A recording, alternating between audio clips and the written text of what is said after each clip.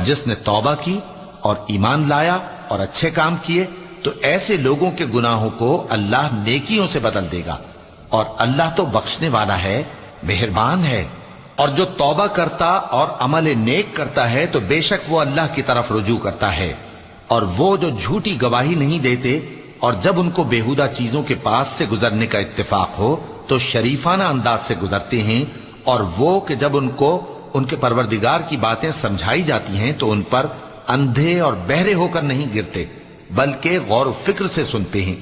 और वो जो दुआ मांगते हैं कि ऐ परवरदिगार हमको हमारी बीवियों की तरफ से और औलाद की तरफ से आंखों की ठंडक अता फरमा और हमें परहेजगारों का इमाम बना। इन सिफात के लोगों को उनके सब्र के बदले ऊंचे ऊंचे महल दिए जाएंगे और वहां फरिश्ते उनसे दुआ और सलाम के साथ मुलाकात करेंगे।